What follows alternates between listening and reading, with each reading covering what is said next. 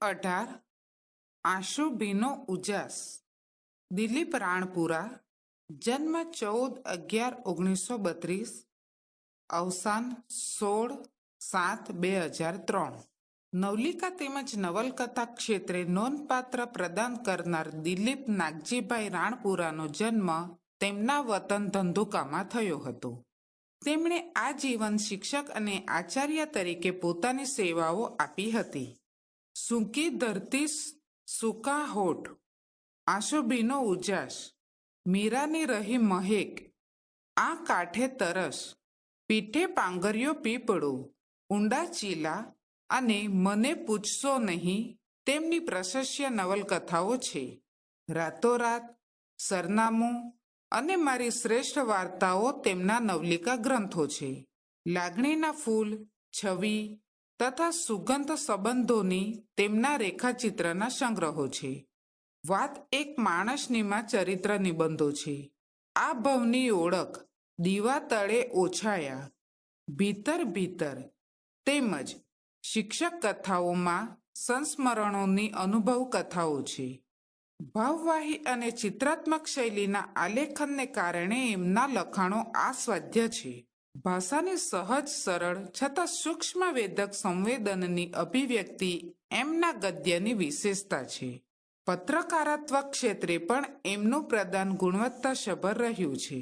તેમને ગુજરાત સાહિત્ય અકાદમી પારિતોષિક તેમજ અન્ય સાહિત્યિક સન્માનો પ્રાપ્ત થયા છે.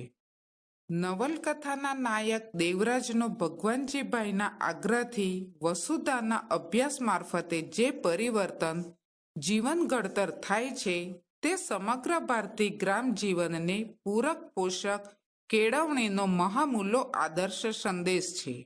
કેટલીક વાર મા બાપની વાજબી ખફગી, નારાજગી વહોરીને પણ જો જીવન ધ્યેય દીવા જેવું સ્પષ્ટ હોય તો કેવું અદ્ભુત આસ્વાદ્ય પરિણામ વ્યક્તિ, સમાજ એને રાષ્ટ્રજીવન માટે મળે છે તેનો હાથવગો નમૂનો દેવરાજ છે.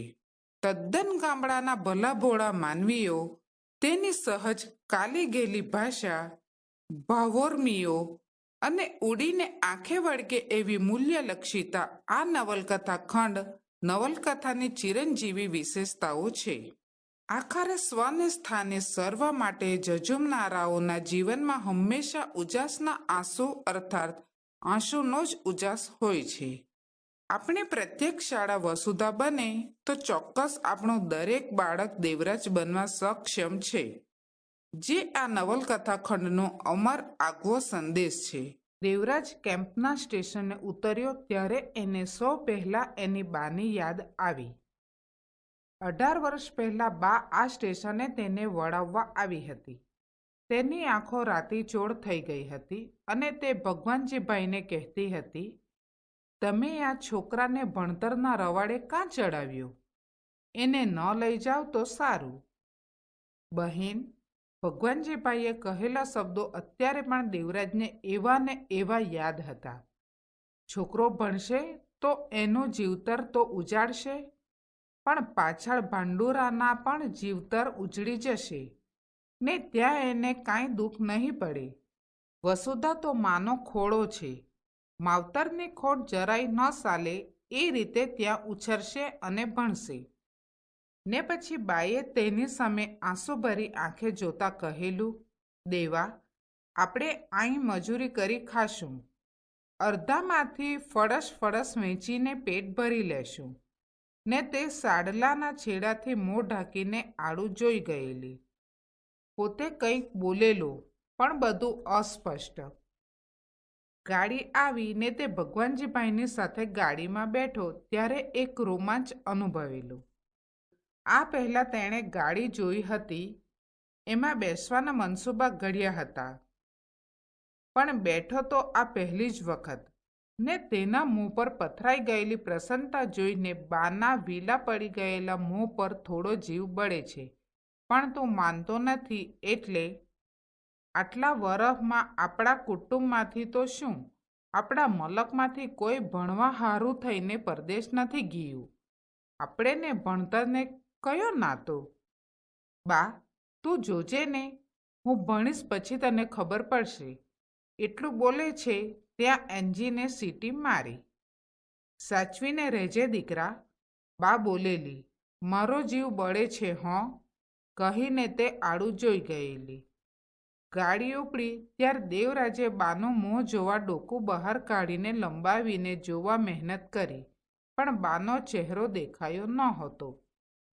ને 6 મહિને કાગળ આવ્યો, દેવા તને માં ઝંખે છે, આવી જા.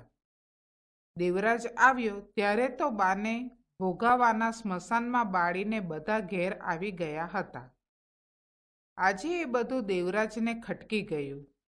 બા એ જોવા ન રહી કે ભણતરે એના દીકરાના જીવતરને કેવી રીતે ઉજાડ્યું છે. તે સામાન ઉચકીને રતન પરની ચાલીમાની ભાડાની ઓરડીએ પહોંચ્યો. આવ્યો દેવા? પિતાએ બહાર ખાટલા પર બેઠા બેઠા ચલમ પીતા પીતા તેને આવકાર્યો. હા બાપુ, પણ આ બધું લઈને? હા, આશ્રમ છોડી દીધો. કેમ? હવે હું કામ કરવા માંગુ છું. વૃદ્ધ પિતાની આંખો પહેલાં ચમકી ગઈ ને પછી ધીમેથી પૂછ્યું, શાનું કામ? આશ્રમમાં શીખ્યો એ જ? હા. તો આપણું દળ દર ફાટી જશે ને? દેવરાજ પિતા સામે જોઈ રહ્યો. એમની આંખોમાં ઉજમાળા ભવિષ્યની એક જ્યોત ઝબૂકતી હતી. દેવરાજને થયું, પોતાનો સંકલ્પો શબ્દ દ્વારા વ્યક્ત થતાં જ એ ફૂંકનું કામ કરશે ને પિતાની આંખમાં ઝબૂકતી જ્યોત બુઝાઈ જશે. કેમ ન બોલ્યો દેવા? બાપુ, દળદર ફીટશે પણ વાર લાગશે. આટલા વરહના ભણતર પછી હજુ કેટલી રાહ જોવાની? હું ભણ્યો, દેવરાજ બોલતો હતો.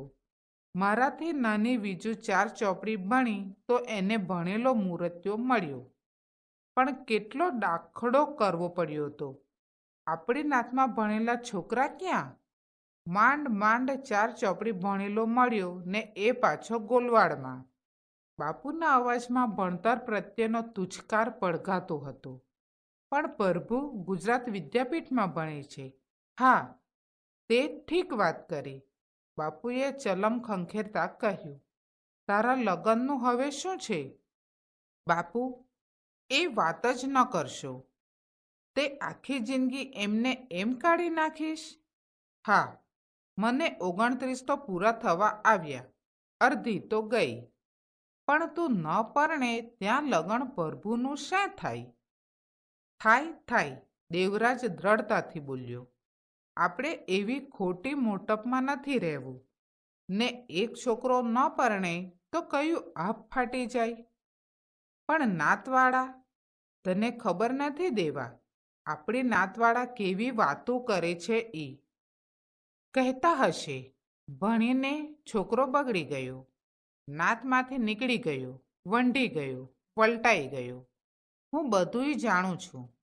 પણ બાપુ, આવી ટીકા સામે ટકી રહેવાના સંસ્કાર મને મળ્યા છે એ રીતે હું કેળવાયો છું. પ્રભુને હવે કેટલુંક ભણવાનું છે? બાપુએ થોડીક વાર મૌન રહીને પૂછ્યું.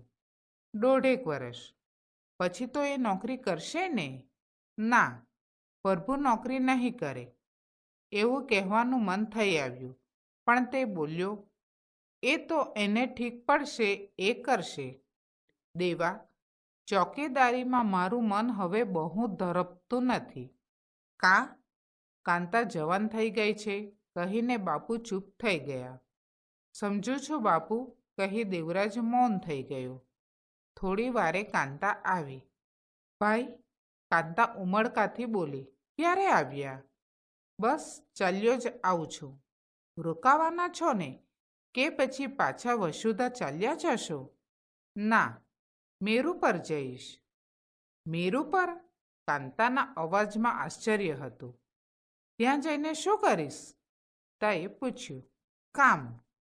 પણ ત્યાં તને કયું કામ મળવાનું છે? ઘણું કામ છે બાપુ. એ ઉજ્જડ મલકમાં?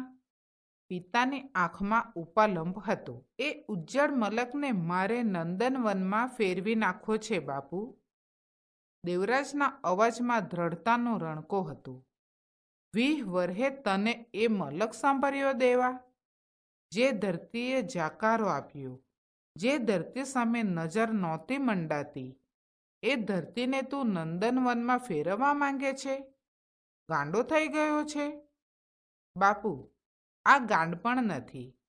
વસુધાએ મને આ શીખવ્યું છે. મારે આ ધરતીમાં પાછા ફરવું છે. દેવા, 20 વર્ષથી એ ધરતી કોર લમણો વાળીને જોયું નથી. ત્યાં તારે શું છે? મારું બાળપણ છે બાપુ. દેવરાજના શબ્દોમાં જ નહીં, અવાજમાં પણ ભાવુકતા આવી ગઈ. કાંતાને આ બધું સમજાતું નહોતું. એણે તો એ મલકની વાતો સાંભળી હતી. જોયાનું કોઈ ઓહાણ આવતું નહોતું. બાપુ ક્યારેક કહેતા, તો ધાવણી હતી તઈ આપણે નીકળી ગયેલા દુકાળ ઉતરવા. તારું માનું મન નહોતું માનતું, પણ નકરા ધૂળ ને પથરા વચ્ચે જીવાય એવું નહોતું. જો ન નીકળી ગયા હોત તો તું આવડી ન થઈ હોત. ને પછી એ મલકની વાતો કરતા કરતા બાપુ ક્યાંક ખોવાઈ જતા. ક્યારેક એમનો અવાજ ઢીલો થઈ જતો, તો ક્યારેક એ પથરાળ ધરતીની કઠોરતા તેમાં ઉતરી આવતી. પણ ત્યાં આપણું કોણ? નથી કોઈ સગું સાગું કે નથી ખોરડું. તું ક્યાં જઈને ઊભો રહીશ? આ 2 પગ ભગવાને ઊભા રહેવા જ આપ્યા છે બાપુ. ને પછી વસુધાના એક આદર્શ વિશે તેણે કહેવા માંડ્યું. બાપુ, મોટાભાઈ કહેતા હતા કે વસુધાની કેળવણી તમને શહેરી મોજશોખ નહીં આપી શકે.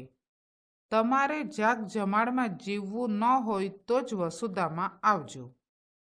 વસુધામાં તળગામડાના જ વિદ્યાર્થીઓને એટલા માટે કેળવવામાં આવે છે કે તેઓ તેમની ધરતીમાં પાછા ફરે.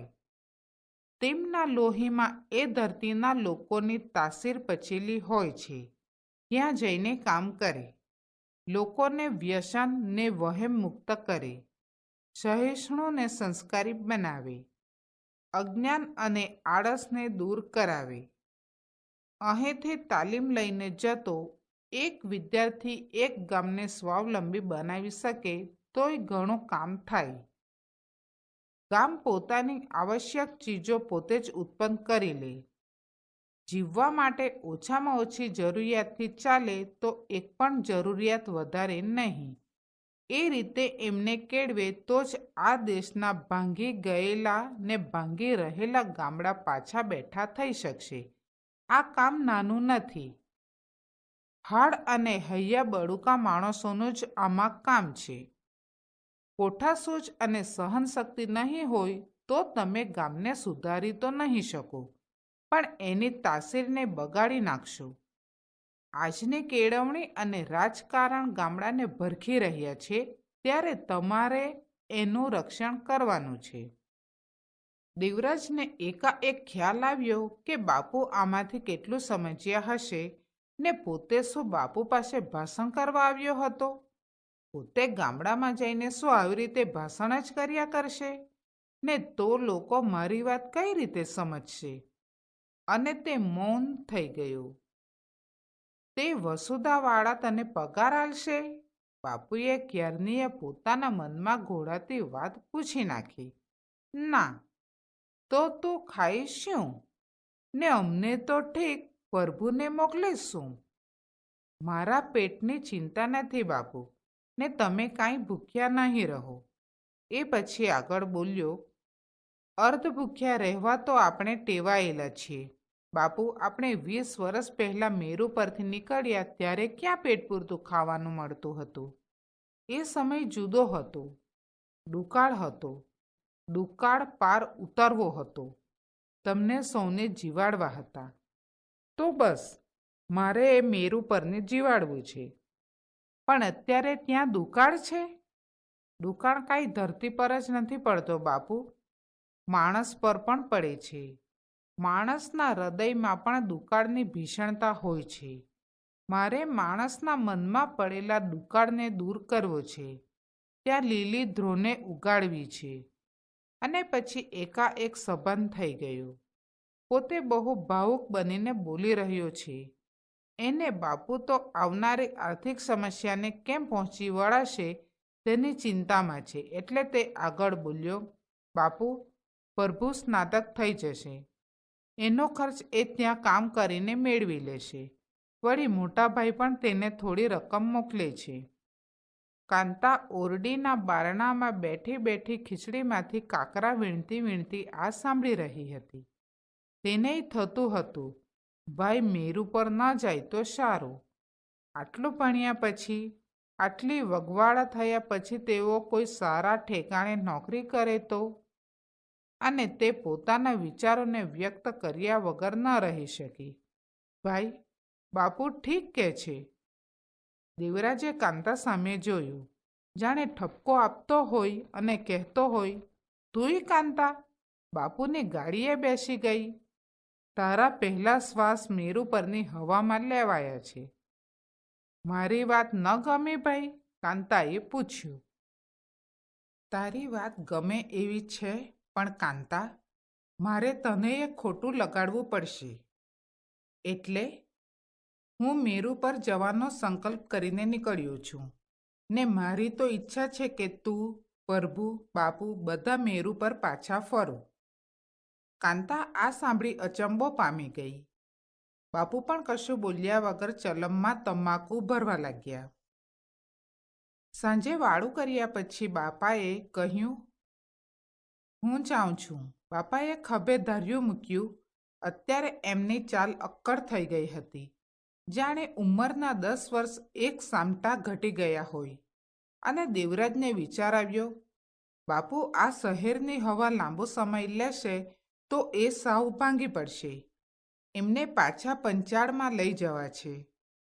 એ માત્ર ચોકીદારીમાં જ જીવન પૂરું કરે એવું નથી કરવું. એમનો ધરતી સાથેનો સંબંધ પાછો જોડી આપવો છે. હજુ એમના મૂળિયા સાવ ઉખડી નથી ગયા. હજુ કેટલાક તંતુ ચોંટી રહ્યા છે. હા, એ ઉખડી જાત. હું વસુધામાં ન ગયો હોત, પ્રભુને ગુજરાત વિદ્યાપીઠમાં ન મોકલ્યો હોત તો પંચાળનું એ મેરુ પર સ્મૃતિમાંથી લોપાઈ જાત. એ મેરુ પરનું અમારું ઘર અત્યારે ભલે પડી ગયું હોય, ભલે એ ઢોરો થઈ ગયું હોય, ભલે એ ઢેર થઈ ગયું હોય, પણ એ ઢેરા નીચે અમારી એક લાગણી હજુ દટાયેલી છે. બાપુને ત્યાં લઈ જઈશ. બાપુ એ ધરતી પર પગ મૂકતા જ ઘોડા ખેલતા રાજકુમારની સ્ફૂર્તિ પ્રાપ્ત કરી લેશે. તે ચાલીના નાનકડા ફળિયામાં ખાટલો ધાળી સૂતો હતો. આ રીતે જ તે અહીં સૂતો હતો. બા પડખે બેસીને તેના બરડા પર હાથ ફેરવતી મેરુ પરને યાદ કરીને કંઈ કેટલીય વાતો કરતી. બાનું ગોરું મોં એ વખતે રતાશ પકડી જતું. એનો પડછંદ દેહ જાણે એ પથરાળ ભૂમિમાં હળિયાપાટી કરવા તલસી રહ્યો હોય એવું લાગતું. ને ત્યારે એનો આખા દિવસનો થાક ઉતરી જતો. દિવસભર એ મજૂરી કરતો, લારી ખેંચતો. મજૂરી મળતી નહીં ત્યારે કોઈ હોટલમાં કપ રકાબી ધોવા રહી જતો. ક્યારેક અનાજની દુકાને અનાજ ભરેલા તગારા ઉચકવાનું કામ મળતું. એ કામ ન હોય ત્યારે પોતે, પ્રભુ, વીજુ કુહાડી અને દોરડા લઈને વગડામાં ચાલ્યા જતા. લાકડા કાપી લાવતા. કેમ્પની બજારમાં, શેરીઓમાં એ વેચી ઘેર આવતા. બા કોઈના પાણી ભરતી, વાસણ ઉટકતી. બાપુને પીઠ પર ગુણો ઉપાડતા ફાવી ગયું હતું. કેમ્પની અનાજ બજારમાં ખીજડિયા હનુમાન પાસે એ મજૂરોના ટોળામાં બેસતા. મજૂરી ન મળતી ત્યારે ચલમ ફૂંકતા ને પંચાળની વાતો કર્યા કરતા. દેવરાજ અતીતમાં સરી રહ્યો હતો. એક દિવસ જોરાવર નગરથી વઢવાણ એક લારીમાં માલ ભરીને જવાની મંજૂરી મળી ગઈ. 11 વર્ષની એ વખતે ઉંમર. બાપુની સાથે એ લારી ધકાવતો જતો હતો. અહીં પહોંચ્યા ત્યારે વિસામો લેવા એક ઝાડને છાંયે બેઠા. એ વખતે ફાગણ ઉતરતો હતો, પણ તડકો તો લહાઈ જેવો હતો અને પોતાને તરસ લાગી હતી. ગળું સૂકાતું હતું. બાપુ તો નિરાંતવા ચલમ ફૂંકતા હતા. એ વખતે પોતાને થયેલું, બાપુને તરસ નહીં લાગી હોય કે પછી ગળાકૂનો ગળચટો સ્વાદ તરસ નહીં લાગવા દેતો હોય. એ વખતે તે બાપુની સામે જોઈ રહેલો. કહેવાનું મન થઈ ગયેલું, બાપુ, લાવો ને, એકદમ હુંય મારી લઉં. ગળચતો સ્વાદ આવશે તો ગળું સુકાતું મટશે. પણ તે કહે એ પહેલાં જ ચલમ ઠાલવીને તેના સામા જોતા કહ્યું, હાલશું ને દેવા. બાપુ, મને તરસ લાગે છે. આટલામાં તો ક્યાંય પરબ જેવું લાગતું નથી. અને પછી એકાએક મીઠા પાણીના સરોવર હાથ વેંતમાં હોય એવી ચમક આંખમાં અને પ્રસન્નતા ચહેરા પર આવી ગયા ને એકદમ બોલી ઉઠ્યા, હાલ, આ સામેના મકાનમાં. પણ એ તો દેવરાજ અચકાયો. એ કાંઈ પારકું ઘર નથી. તો આપણું કોઈ સગું ન્યા કણે રહે છે? દેવરાજે વિસ્મય પામતા પૂછ્યું. ના, ત્યાં કણે નિહાળ છે. દેવરાજને થયું, બાપુ લાઠી કરે છે. એણે નિશાળ જોઈ હતી. જોરાવરનગર કેમ્પ અને રતનપરમાં હતી. બધી ગામની વચ્ચોવચ્ચ હતી. આ અંતરિયાળ નિશાળ કેવી અને એમાં છોકરાએ શાના ભણવા આવે? પણ તે બાપુને લાઠી ન કરો એમ કહી ન શક્યો. એક તો તડકો, વળી લારી ધકેલવાની, પગમાં કોઈના ઉતરેલા ફાટેલા ચંપલ, પાણી તો બળ્યા જ કરે, ને બાપુનાએ જોડાનું ક્યાં ઠેકાણું હતું? લે હાલ, બાપુએ તેનું કાંડું પકડી દરવાજાની અંદર લઈ જતા કહ્યું, આ નિહાળ છે. મેં ઘણી વખતે છોકરાને અહીં રાગડા તાણીને ભણતા, સાંજે રમતા ને કામ કરતા જોયા છે. બંને દરવાજામાં દાખલ થઈ ગયા હતા. દેવરાજ થોડો ભયભીત હતો. એને એમ હતું કે હમણાં કોઈક વઢી નાખશે, હમણાં કોઈક ભૂંડી ગાળ બોલીને કાઢી મૂકશે. પણ બાપુને વિશ્વાસથી આગળ વધતા જોઈ તેનો ભય દૂર થઈ ગયો. બંને એક લાંબી ઓસરી પાસે આવીને ઊભા રહ્યા. ઓસરી પર 4 ઓરડા હતા. એક ઓરડાનું બારણું ઉઘાડું હતું. બાપ દીકરાનો પગરવ સાંભળીને એક વૃદ્ધે ઓરડામાંથી બહાર આવતા કહ્યું, આવો. દેવરાજને થયું, બાપુનું તો અહીં માન છે. બાપુને સારી રીતે ઓળખતા લાગે છે. બાપુએ પહેલેથી કહ્યું હોત તો પોતે ચાલીને અહીં ભણવા જતા છોકરાને જોતો ત્યારે થઈ જતું કે પોતે આવી રીતે ક્યારેય ભણવા જઈ નહીં શકે. ક્યારેય પોતે રાગડા તાણીને આ છોકરા બોલે છે એવું બોલી નહીં શકે. બધે ઠેકાણે નિશાળને એક અમારા જ મલકમાં નહીં. બંને ઓસરીના પગથિયાં ચઢ્યા. વૃદ્ધે પૂછ્યું, કોનું કામ છે? કામ કોઈનું નથી. આ છોકરાને તરસ લાગે છે. વૃદ્ધના મોં પર સ્મિત આવ્યું. એ વખતે એ સ્મિતની સરખામણી કરવા જેટલી પોતાની ઉંમર કે સમજ નહોતી. એ દેવરાજને યાદ આવ્યું. પણ એ સ્મિત એ વખતે ભર ઉનાળે ઠંડા પાણીથી ભરેલા માટલા જેવું હતું. શું નામ તમારું? વૃદ્ધે પૂછ્યું. દેવો. દેવો નહીં, દેવાભાઈ કહે. એનું નામ દેવસી છે. પણ એની આંખોમાં જે તેજ છે એનાથી તો એને હું દેવરાજ કહીશ. અને પછી તેના ગાલે ટપલી મારીને કહ્યું, ગમશે ને આ નામ? દેવસી સંકોચાઈ ગયો. આવો રૂપાળો ચોખ્ખો માણસ પોતાના ખરડાયેલા ગાલને કશી શૂગ વગર હસીને ટપલી મારે એ એના માટે ઓછા અચંબાની બાબત નહોતી. મા બાપના હેતની જગ્યાએ મૂકી શકાય એટલો હેતાળ એ સ્પર્શ હતો. શું ભણે છે? નથી ભણતો, મજૂરી કરવા આવ્યા છીએ, કહીને બાપુએ બધી વાત કહી. આ સાલ વરસાદ સારો થાય તો પાછા મલકમાં જતા રહેશો? ના, હવે નથી જવું. ત્યાં નથી ખેતર કે વાડી. ક્યાંય માથું ફોડીને લોહી કાઢવાનું છે ને 12 માસ માથું ફોડવા છતાં પૂરતું લોહી નથી. એના કરતાં અહીં સારું છે. કંઈક ને કંઈક કામ મળી રહે છે. તો આ છોકરાને ભણાવો તો 2 અક્ષર વાંચતા લખતા શીખશે તો કામ લાગશે. તો કામ કોણ કરશે? આ તો 8-10 આના રડી આવે છે. એને અહીં રાખીએ? બાપુ મૂંઝવણમાં પડી ગયા. એનો ખર્ચો અમે ઉપાડી લેશું. ના ના, બાપુ માથું ધૂણાવતા બોલી ઉઠ્યા. જાણે એમના દીકરાને કોઈ આંચકી જતું હોય અને પકડી રાખતા હોય એ રીતે જોરથી કાંડું પકડીને બોલ્યા, ના, દીકરો તો નજર સામે જ સારો, ને એના રોટલા જોગું એ રડી લાવે છે. હારે હોય તો હાથ વાટકા માટે ખપ લાગે. કહીને બાપુ ઝડપથી પગથિયાં ઉતરી ગયા. પણ દેવરાજનું મન તો હજુય ઓસરીમાં તરફડતું હતું. એનું મન ઘોડા ગંઠિયા કરતું હતું. એક સાંજે કેમ્પમાંથી સીધો એ ઘર શાળાએ પહોંચી ગયો. પેલા વૃદ્ધ પાસે જઈને ઊભો રહેતા બોલ્યો, મને ભણાવો. બસ આ મને ભણાવો શબ્દો એ વૃદ્ધની છાતીએ ચોંટી ગયા. તેમણે એને સમજાવ્યો ને કહ્યું, વખત મળે ત્યારે આવતો રહેજે.